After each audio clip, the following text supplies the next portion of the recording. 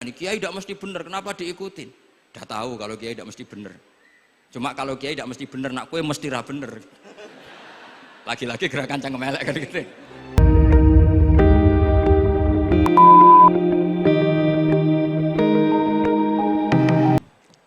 Tabarakalladzi nazzala al-furqana ala 'abdihi liyakuna lil 'alamin nadhira. Allahumma shalli wa sallim ala sayyidina Maulana Muhammadin wa ala alihi wa sahbihi asma'in nama ba'du. Yang sangat saya hormati Rektor Tribakti Kiai Haji Abdul Kafabi, semua keluarga Lirboyo, semua yang hadir yang saya hormati. Ini tadi saya diajari doa maksa Tuhan. Saya punya sanad yang mungkin lebih keren. Jadi ada seorang Arabi berdoa di Raudhah, ya Allah, jika engkau jadikan orang soleh, maka yang senang adalah kekasihmu. Jika engkau menjadikan saya orang fasik, maka yang senang musuhmu, yaitu iblis. Tinggal jenengan mau menyenangkan kekasihmu apa musuhmu. Akhirnya ada hatif, ya sudah, soleh saja soleh, doa kok gitu. Artinya kalau seseorang soleh yang suka siapa? Rasulullah. Rasulullah berstatus Habibullah, ya Allah, kalau engkau jadikan aku orang soleh yang suka kekasihmu, kalau aku jadi orang fasik yang suka musuhmu, terserah jenengan mau menyenangkan musuhmu apa menyenangkan kekasihmu. Coba ampun, terserah jenengan. Tentu pilihannya Allah menyenangkan kekasih Allah. Itu saya ijazahkan ini. Semoga agak diterima. Covid. Jadi kalau di Ihya itu ada Kitabul Wujdi, ada yang baca Al-Wajdi. Tinggal zaman mondok ngarokati apa enggak tahu saya.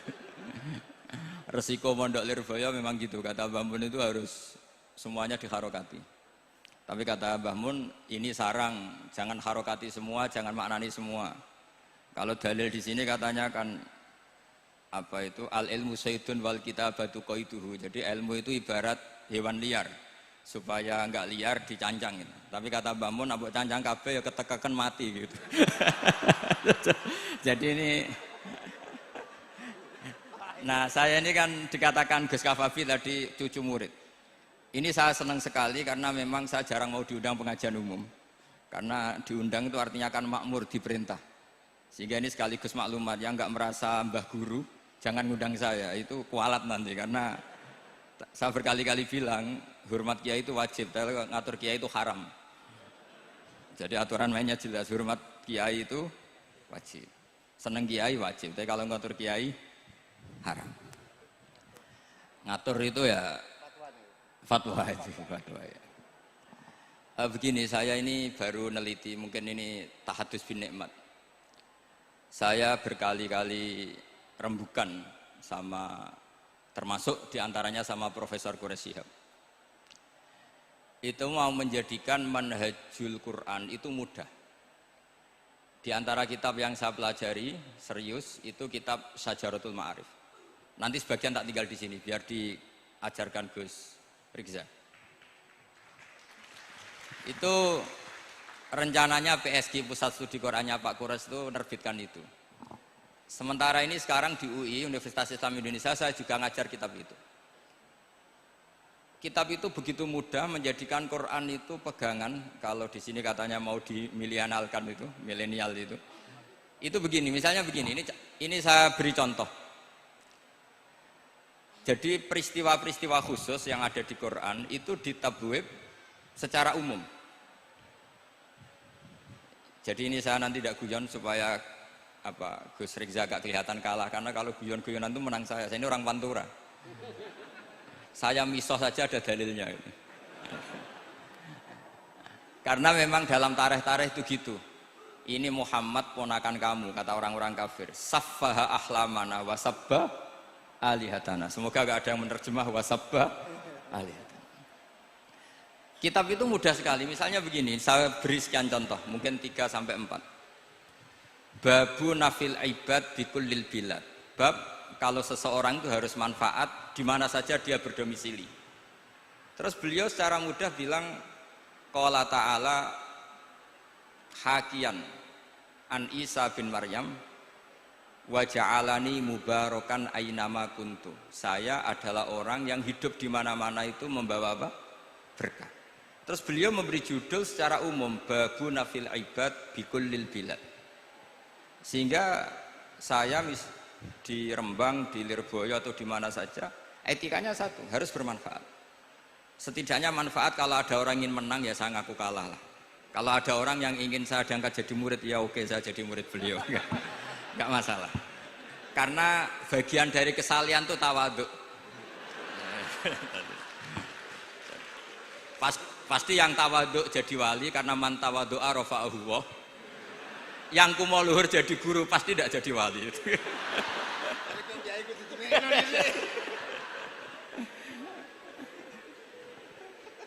Terus ada bab yang sesuai dalam konteks Indonesia. Itu juga dibabkan umum, babu saddid dzara'i. Bab menutup pintu potensi-potensi yang enggak baik. Terus beliau mengutip qala ta'ala wala tasubbul ladzina yad'una min dunillahi fayasubbullaha adwam bighairi ilm. Jadi dulu para sahabat saking semangatnya berislam, itu saking semangatnya itu sering bilang jancuk Lata, jancuk Uzza. Jadi ini tidak jauh-jauh dari misoh karena memang sudah dicap cangkem elek tadi.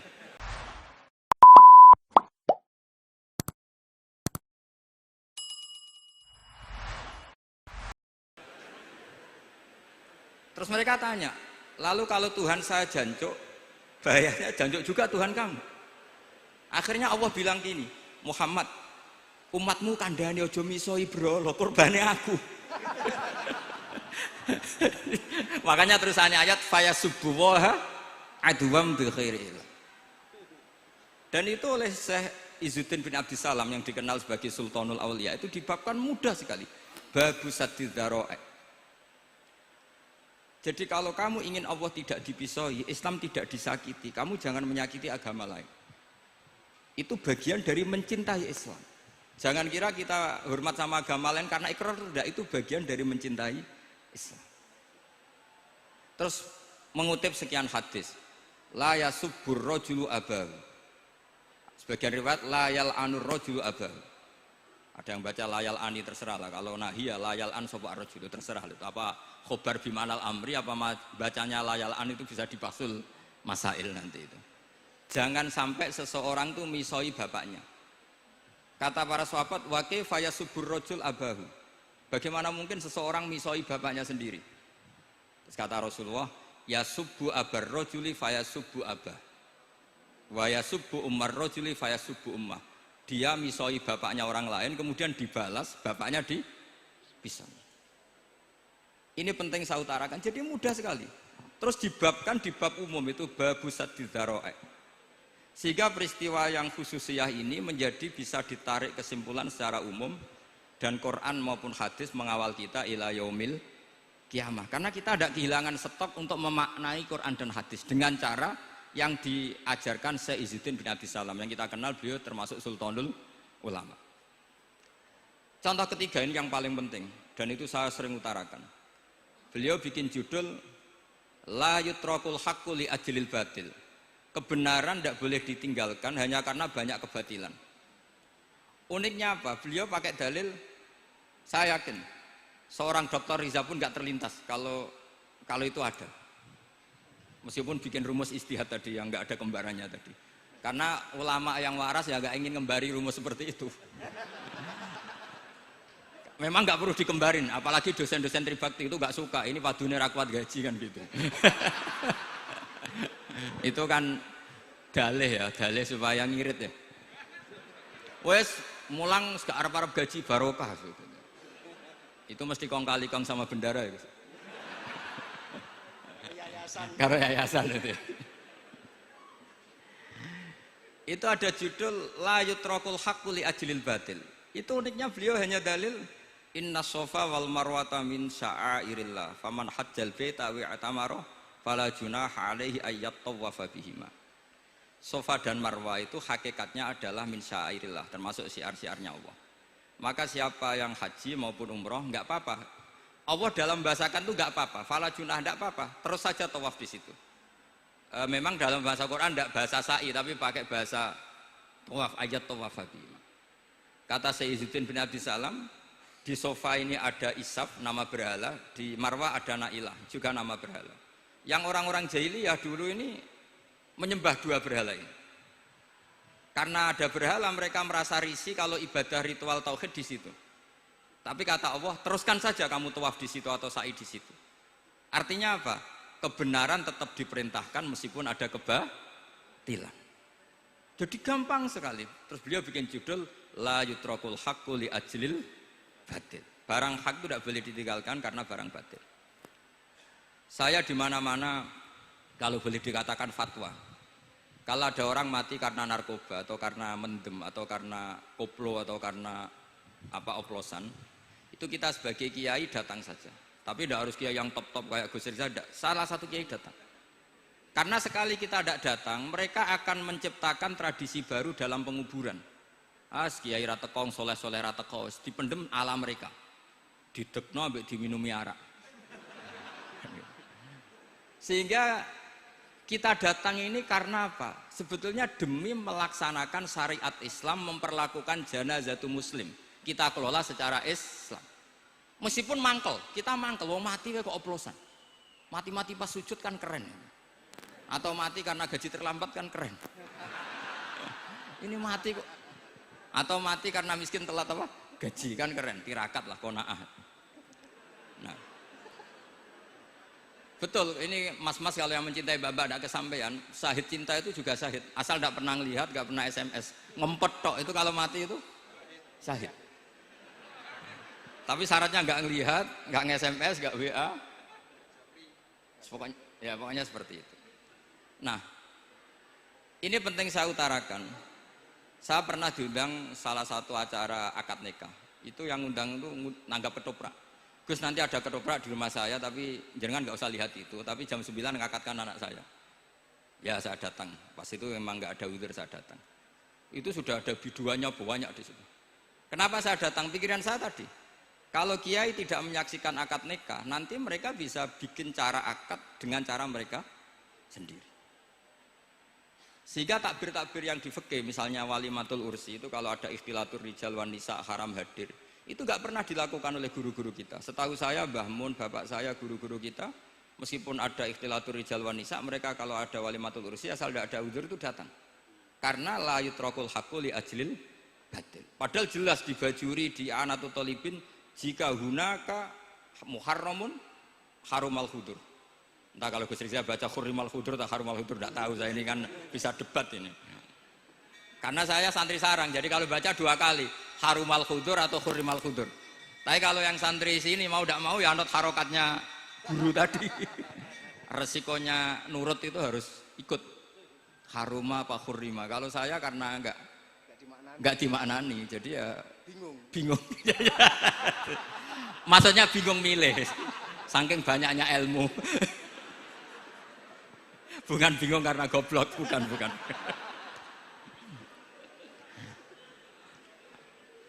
Ini penting saya utarakan. Jadi judul itu penting sekali. La yutrakul haqqu li ajlil batil. Contoh keempat, babu tolabil manzilah. Seorang yang terpercaya itu boleh cari pangkat di pemerintahan. Beliau dalilnya gampang sekali. Yusuf ketika merasa mampu mengendalikan ekonomi, ketahanan pangan zaman itu, beliau matur ke Aziz, ke penguasa Mesir, qala ja'alni ala khazainil ardh. Jadikan saya sebagai pengelola hasil bumi. Ini hafizun alim, saya ini orang terpercaya, saya ini orang yang pinter. Maka ngaku pinter itu boleh asal pinter betul. Karena Nabi Yusuf bilang ini hafizun alim. Ini sudah 4, sampai berapa? 7 sampai 7. 5 aja nanti ilmunya habis. Jadi saya mohon nanti kitab itu saya tinggal 1, tolong dipelajari teman-teman supaya apa ya, ada cara mudah. Dan kitab itu pernah dibaca Syekhina Kiai Maimun di Sarang, pernah tak bawa ke Jakarta, saya diskusikan dengan Pak Profesor Quraish Shihab. Terus sekarang juga dalam proses diterjemah. Tapi saya mohon ini yang nggak penting, terjemahnya itu tidak penting sebenarnya. Ini anak-anak Lirboyo kan bisa ngartikan sendiri, bukan sekedar terjemah tapi ngartikan sendiri. Itu unik, cara memahami itu unik sekali dan mudah. Jadi setiap peristiwa khusus itu diberi judul umum. Nah barokahnya judul umum ini, Quran itu menjadi ngawal kita ila yaumil qiyamah. Tapi kalau itu kamu anggap ini peristiwa Yusuf, ini peristiwa Yakub, peristiwa Ibrahim, maka seakan-akan Quran itu tidak untuk kita. Makanya tadi, misalnya wala tasubul ladina dibabkan babu saddid dzara'i. Itu semudah itu, segampang itu. Sehingga dalam kitab Minhajul Abidin diterangkan ada seorang wali yang takut dosa karena banyak perempuan cantik yang pakai celana pendek, banyak bulat lah di dunia itu. Singkat cerita dia uzlah, dia santai-santai di gunung makan rerumputan. Terus ada wali yang kelasnya lebih tinggi. Kamu di sini ngapain uzlah? Kenapa? Meninggalkan dosa. Terus digojlok sama wali yang lebih senior. Kira-kira ya saya gojlok Gus Rizal gitu. Kata si wali yang lebih senior tadi, taraktum ummata Muhammadin fi aidil mubtadi'ah. Sebetulnya kamu itu tidak menghindari dosa, tapi malah parah. Ketika umat tidak kamu pimpin, artinya membiarkan dipimpin kelompok lain. Dan itu bisa orang ahli bid'ah, bisa orang kafir, bisa yang lebih menyesatkan. Jadi uzlah itu tidak solusi. Ini pentingnya pembanding. Jadi gak apa-apa nanti setelah saya ngisi, dikasih kesempatan untuk bully saya, gak apa-apa. Saya terlalu sakti untuk dikalahkan. Jadi artinya muhibin saya itu gak ngefek lah kalau saya diadili siapa? Gus Riksa. Gak ngefek. Jadi menurut saya nanti tak kasih kesempatan untuk ngadili saya. Terus setelah itu selesai, saya tidak jawab lagi. Sebagai latihan calon wali itu harus sabar, Mang. Jadi wal kadhiminal ghaidha wal afina anin nas. Jadi setelah saya dibully nanti saya bilang sudah saya maafkan, wassalamualaikum, terus gitu. Terus contoh yang paling ekstrim gini Gus Rizal, ada contoh babu jawazin namimah limaslahatin. Bab boleh adu-adu itu mengadukan satu peristiwa yang buruk ke orang lain karena maslahat. Itu contohnya unik sekali, saya ini bingung, masa ada namam atau namimah kemudian ditoleransi. Terus beliau pakai dalil wajah arojulum min aqsal madinati yas'a qala ya Musa innal mal'a ya'tamiru nabikal yaqtulu kafakhrus innilaka minan nasihin. Musa, saya ini pegawai kerajaan Fir'aun, saya termasuk perwira di kerajaan Fir'aun. Saya tahu rapat tadi malam itu memutuskan menangkap kamu untuk dibunuh. Maka kamu harus secepatnya keluar dari Mesir. Itu kan sebetulnya tipikalnya agak namimah, adu-adu, tapi limas lahatin. Itu mudah sekali kitab itu. Jadi saya mohon anak-anak Tribakti yang mau mengkaji Quran ingin alim pakai kitab itu. Saya jamin kalau khatam pasti alim. Khatam paham maksudnya. Daripada sampean pakai metode usul fikih itu keruwetan karena selain judulnya sudah ruwet. Lubul usul itu sudah ruwet. Dulu saya ngaji di Sarang itu semua satu kelas itu semuanya dapat 4 terus. Kecuali saya tidak dapat nilai karena gurunya bingung biji. Tidak tahu bingungnya itu karena dianggap terlalu alim atau terlalu goblok, tidak tahu saya. Yang jelas usul fikih saya itu nggak ada nilainya. Begini kalau dalam usul fikih kan begini. Ya ini agak menghormati pasca sarjana, jadi agak-agak ruwet biar kesannya itu ya intelek atau pinter lah gitu. Kalau guyon terus itu kan nganggap sampean itu isane mau paham guyon itu. Jadi gak ngregani orang seperti orang guyon terus itu. Tapi ini agak serius. Begini.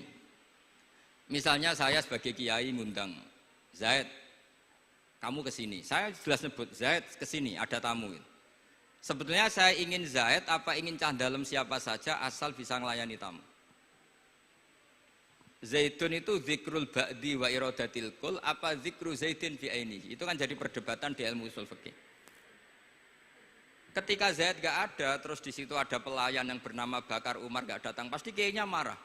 Cek sombong ya santriku, tak udang ra ono sing moro. Terus misalnya anak-anak bilang, Pak Yai Anda kan tadi manggil Zaid, tidak manggil kita.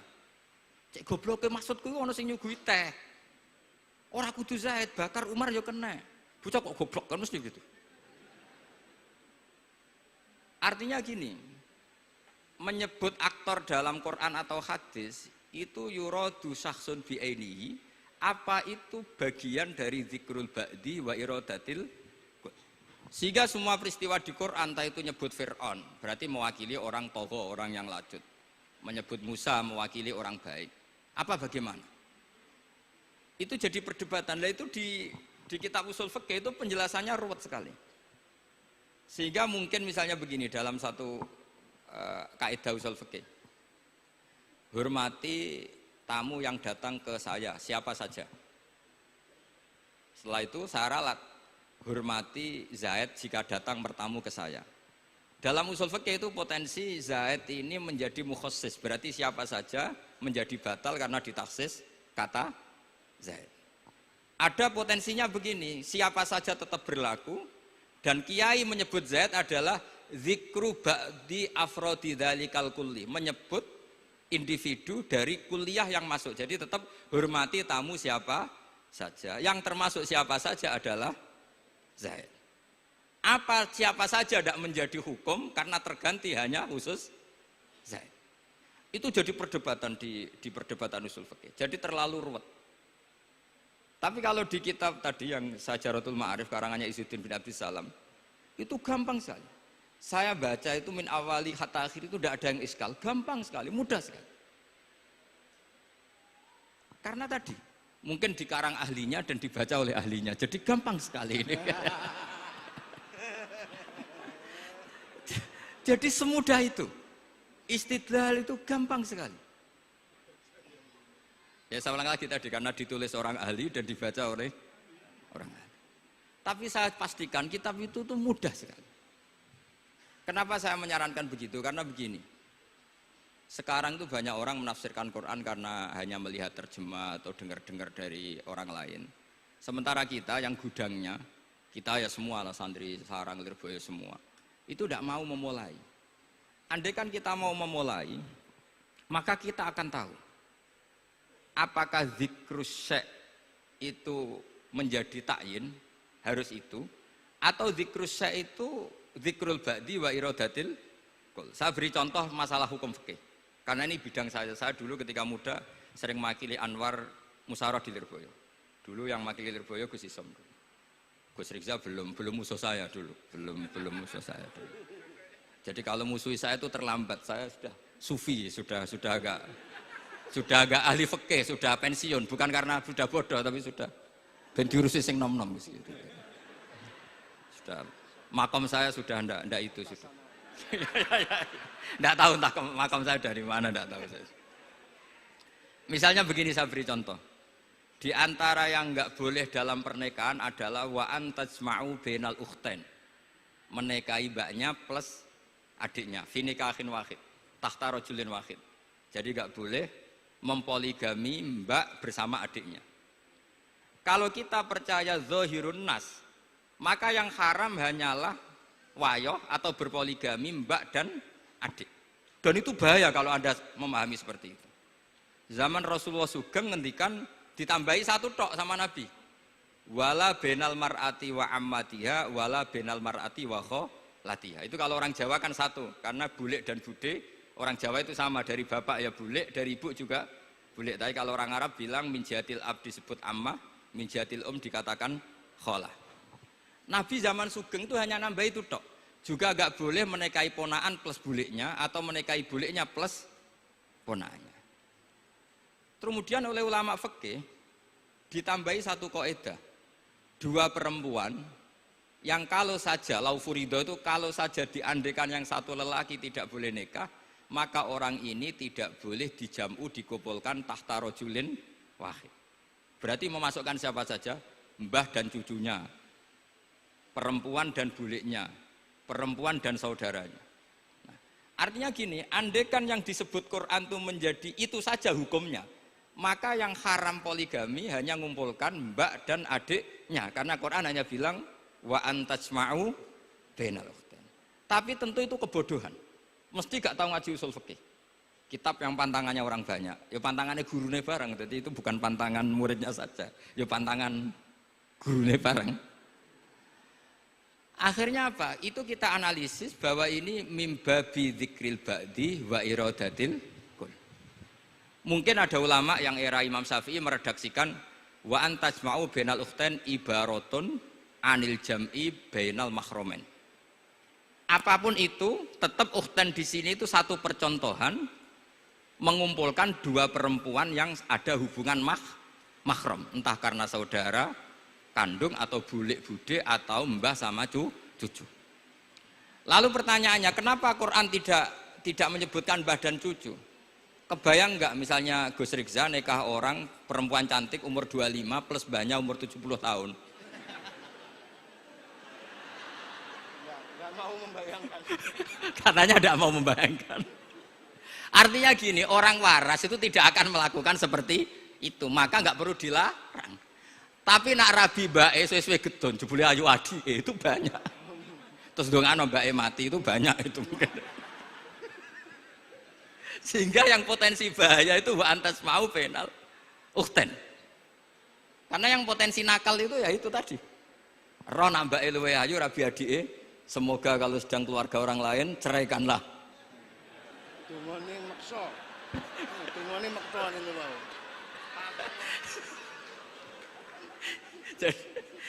Jadi ini penting saya utarakan. Jadi ini serius tapi saya tetap rileks. Jadi mohon dipelajari lah usul fikih. Kalau usul fikih Anda kesulitan, pelajari saja kitab Syajaratul apa? Ma'arif. Nanti kitabnya saya titipkan siapa saja Pak. Insya Allah sampai ke kursi saya. Apa kitab Syajaratul Ma'arif.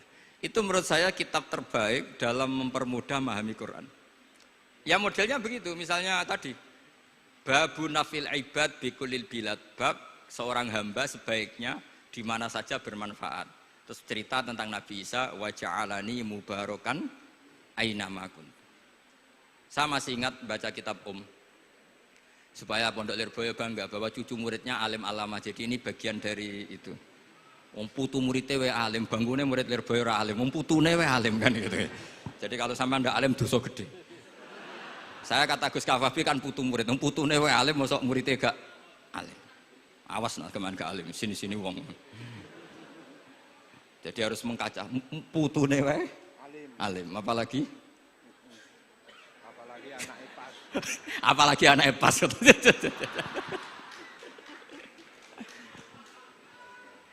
Jadi tadi sampai mana Gus?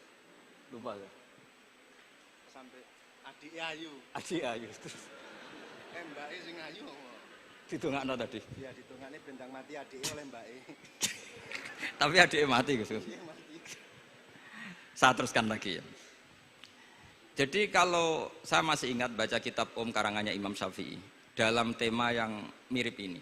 Ketika beliau ditanya, boleh ndak seorang lelaki uzubah tidak nikah?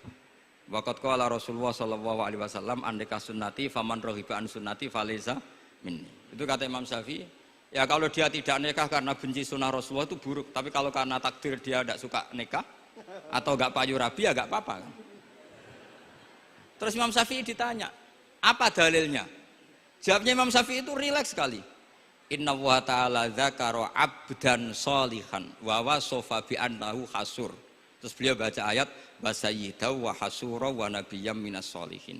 Allah itu menyebut sekian hambanya yang soleh. Dan di antara hambanya yang soleh itu berstatus hasur, orang yang tidak nikah. Artinya tidak nikah itu bukan mengganggu kesalehan. Maka uzubah itu halal. Semudah itu dulu orang memahami Quran. Kok sekarang jadi sulit tuh salah gurunya apa salah muridnya? Salah semua. Jadi ini cobalah di apa ya, saya memang ingin supaya Pondok Lirboyo itu mudah sekali paham Quran. Saya ini termasuk heran ya, kenapa saya yang ngomong tafsir itu menurut saya biasa saja sama. Tapi saya kata orang banyak itu sudah mufassir. Kenapa saya ngomong biasa saja? Karena ya tadi dengan perangkat-perangkat ilmu kayak usul fikih, kayak fikih sendiri, termasuk kitab Syajaratul, memang memahami Quran itu gampang. Wong kafir saja bisa paham dulu. Umar ketika paham Quran itu belum Pondok Lirboyo. Masih kafir. Enggak pernah jadi mustahik. Apalagi wakil rektor, enggak pernah. Tapi ketika adiknya Fatimah baca Quran, Toha ma anzalna alaikal Qur'ana litashqa illa tazkirata limai, itu dia faham dan menjadi masuk Islam. Itu coba fahamnya itu sama ngajinya dulu mana? Dulu fahamnya karena Quran itu muyassar, mudah. Pernah ada seorang ustadz yang mungkin kalau sekarang agak ekstrim lah. Sama ndak usah bilang cingkrang, ndak usah, pokoknya agak ekstrim ini. Kamu kok senengannya nuduh orang itu. Sampai saya kadang ketularan, saya ini orang baik gak suka nuduh orang. Itu ada orang yang agak ekstrim itu, datang ke Harun ar-Rasyid. Ya Amirul Mukminin gitu. Inni nasihun laka famusaddidun alaika. Fala tajidanna alayya fi nafsika syai'an. Saya ini orang baik-baik, ingin nasihati jenengan, cuma saya agak kasar. Musaddid itu agak kasar. Dalam bahasa Arab musaddid siddah itu kasar. Kasar atau tegas, kasar lah. Dalam konteks ini maknanya kasar. Fala tajidanna alayya fi nafsika syai'an. Mohon jangan dimasukkan hati. Apa kata Harun Rasyid? Ngendikan itu mudah sekali dan itu sangat Qur'ani. Kata Harun ar-Rasyid, uskut ya ustad. Sebagian riwayat uskut ya jahil. Hei orang bodoh, kamu diam. Inna Allaha ta'ala ba'atha man huwa khairun minka ila man huwa syarrun minni. Wa ma'a dzalika qala ta'ala faqula lahu qawlan layyinan la'allahu yatadzakkaru aw yakhsha. Kamu diam hei ustad bodoh. Allah Ta'ala itu mengutus orang yang lebih baik ketimbang kamu, yaitu Nabi Musa, ke orang yang lebih buruk ketimbang saya, yaitu Fir'aun. Itu saja harus beretika. Faqula lahu qawlan layyinan. Kok kamu sama-sama muslim mau main kasar sama saya? Kitabnya mana? Kira-kira seperti itu. Akhirnya Ustadz tadi, ternyata jenengan lebih alim, mboten sios. Semudah itu orang memahami Quran. Inna wa ta'ala qad ba'asa man huwa khairun minka ila man huwa syarrun minni. Fa inna wa ta'ala ba'asa Musa. Wa Musa tentu lebih mulia ketimbang Ustadz ini. Ila man huwa syarrun minni. Saelek-elek Harun Rasyid itu jelek Fir'aun. Musa yang Rasul yang orang sangat baik diutus ke orang yang sangat buruk yaitu Fir'aun, itu saja beretika faqula lahu qaulal layyin, harus sopan. Jadi kayak apa? Saya bayangkan kayak apa bahagianya kita kalau melihat santri-santri ini memahami Quran seperti ini. Itu kan mudah, nggak perlu dokter, bisa juga perlu. Bisa, maksudnya bisa. Nggak perlu dapat honoris causa dari apa tadi? Profesor cangkem elek tadi. Profesor bidang cangkem elek. Jadi karena Quran itu dalil, kata Ibnu Abbas, Al-Quran dalil itu mudah ditaklukkan, dibawa kemana saja itu bisa. Nah ini yang terakhir, khasnya NU itu wasilah, ini terakhir, nanti setelah ini selesai. Tapi saya mohon MC atau moderator atau siapalah ngasih waktu Gus Rizal untuk bully saya, dan saya jamin tidak tak balas. Tidak tak balas dan saya latihan legowo tadi wal afina aninas. Sudah itu kata Rasulullah kan gitu, orang yang meninggalkan debat padahal dia benar banallahu baitan fi rabbil jannah. Jadi sudah saya ingin masuk surga lah, tidak usah repot-repot berdebat. Wasilah misalnya Gus Kafabi niru Mbah Makhros atau Mbah Mun niru Mbah Karim niru Mbah Khalil Bangkalan sampai guru-gurunya. Karena zuriyatam ba'duha min ba'd. Saya juga alhamdulillah kemarin 3 bulan yang lalu Pak Said itu nyari nasabnya di Kudus. Kebetulan beliau sudah dengar kalau saudaranya Mbah Sahal itu sepupunya Mbah saya, nyari-nyari ketemu beliau senang sekali. Cuma terakhir tanya saya, Gus, saya dengan kamu tua mana? Tua saya, buyut kamu adik buyut saya, kata saya.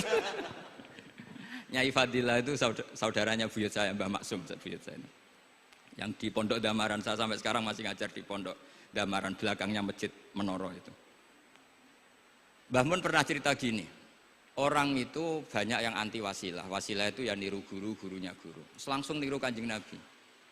Atau langsung niru pangeran. Itu Mbah Mun, saya masih ingat betul, dalilnya mau ihdinas siratal mustaqim siratal ladzina an'amta 'alaihim. Jalan yang lurus adalah mengikuti orang-orang yang telah engkau beri nikmat. Kenapa Allah tidak ngendikan siratoka, jalan kamu, jalan engkau? Allah itu tidak makan. Bagaimana cara kita niru Allah makan? Wong Allah tidak makan. Allah tidak tidur. Bagaimana kita niru Allah tidur? Fa inna Allaha la ya'kulu wa la yanam wa la yashrab. Nah, niru itu ya orang, kata Bamun, karena manusia itu hadis, Allah itu qadim. Jadi tidak ada hubungannya barang hadis dan barang qadim. Jika kalau ingin niru ya niru manusia. Manusia itu siapa? Ya tentu masternya Rasulullah. Tapi kan walau lala ulama lama arafnal anbiya. Tanpa ulama kita tidak tahu Nabi melakukan apa karena ini butuh sanad. Masyhur itu walau la murabbi lama arafna rabbi. Tanpa murabbi kita tidak tahu rabbi. Nah, ini penting saya utarakan sehingga di Quran itu setiap orang baik itu disebutkan orang-orang baik itu siapa? Ulaikal ladzina an'ama Allahu 'alaihim minan nabiyina min dzurriyyati Adam wa mimman hamalna ma'anu wa min dzurriyyati Ibrahim wa Israila wa mimman hadaina wajtabaina. Selalu orang baik itu diceritakan orangnya dan ngikuti orang juga. Ulaikal ladzina hadahum wa fa bihudahum muqtadi. Kenapa? Karena kita tidak bisa niru Allah karena Allah itu tidak makan, tidak minum, tidak tidur. Tentu tidak nikah. Tapi sekarang orang tuh geger, wanut guru-guru ra mesti bener. Sing marai kaidah nak guru ra mesti bener tuh kita. Kita setiap ngajar di Lirboyo di Sarang bilang selain Rasulullah Muhammad tuh tidak maksum. Jadi mereka ketinggalan kalau ngomong kiai ra mesti bener. Tahu kita mulai kecil diajarin selain Nabi kok ora maksum. Dekne ro ilmu anyaran kok ngandani sing mulai bayi alim itu kan lucu. Kita mulai dulu tahu selain Nabi itu tidak maksum. Kok malah dikandani kiai tidak mesti bener, kenapa diikutin? Udah tahu kalau kiai tidak mesti bener. Cuma kalau kiai tidak mesti bener, nak kue mesti ra bener. Lagi-lagi gerakan cangkem elek kan gitu. Kalau kiai itu hanya mungkin tidak bener, kalau kamu mesti tidak bener. Ini penting saya utarakan sehingga mudah sekali. Apa dalilnya wasilah? Ya kita jawab saja.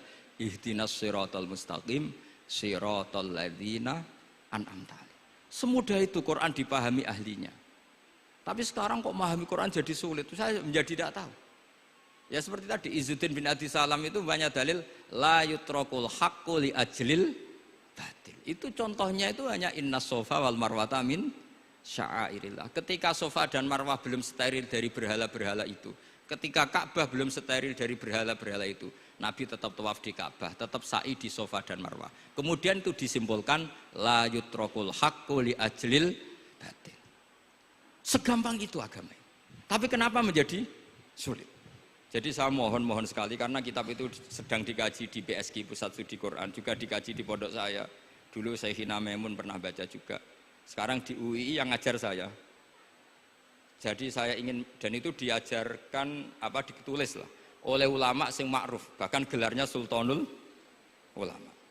Dalam kasofnya Sayyid Abil Hasan Asyadzili, dalam kasuf beliau mengatakan, saya pas kasuf dengar satu suara, satu hatif, ya Ali, ma'ala wajil ardi, tidak ada di muka bumi ini kajian fikih sing abha, yang lebih bersinar, yang lebih moncer ketimbang kajian Izzuddin bin Abdi Salam.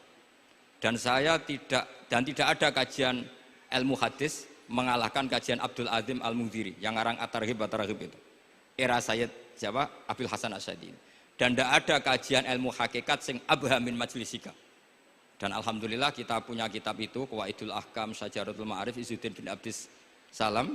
Juga kita punya kitab Abdul Azim Al-Mundhiri karena kita pakai At-Targhib At-Targhib itu mukhtasornya Muslim juga. Dan tentu kita juga punya Abul Hasan Asyadzili karena kita rata-rata ngaji hikam, kita tahu hikam adalah muridnya Abdul Abbas Al-Mursi dan beliau adalah muridnya Abul Hasan Asyadzili. Sehingga kita insya Allah mengalami dzurriyatam ba'duha min ba'd. Baik dzurriyah nasabiyah maupun dzurriyah sababiyah. Kayak saya tadi dikatakan Gus Kawabi, putu Lirboyo karena Mbah Mun ngaji di Lirboyo. Dan saya bangga karena bisa bully jenengan semua, nak putune wae alim apa meneh anake. Mun sepakat iki, nak putune wae alim apa meneh anake. Pun assalamualaikum warahmatullahi wabarakatuh.